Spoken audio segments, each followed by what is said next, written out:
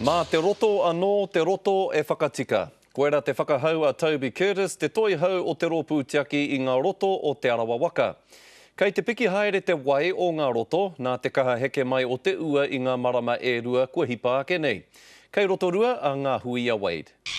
No ngā roto o roto rua a Toby Curtis, kua kite a kanohi ia i te pikinga o ngā wai.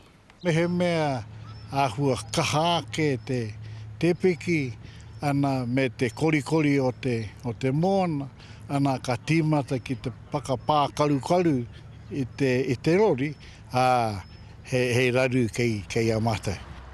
Kua piki te ua i ngā marama e rua kua hipa i te whārau o rau. Ki te roto o roto mā, ko ngā wāpū, ngā rākau, me ngā ākau, kua kainga i te wai. Pēnā i te mahi o mā te kuia koraua i ngā rā omua, me tatari. Mā te moana no me tōna mauri e whakatika i anō.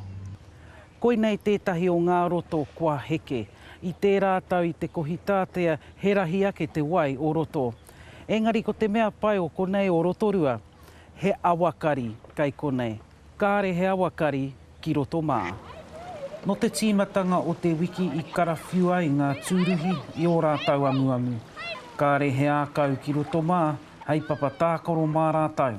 Tā mātou kōreu ki a rātou, kai tōra hātu, i hare mai koutu i te marama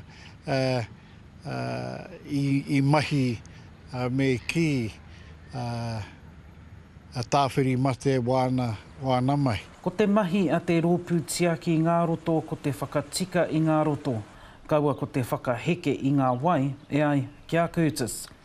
A te wā ka tīmata ngā roto ki te kai i ngā rori me te whenua, ka tīmata hoki te rōpū ki te whakatika i tērā āhuatanga. Ngā hui a Wade, te karere.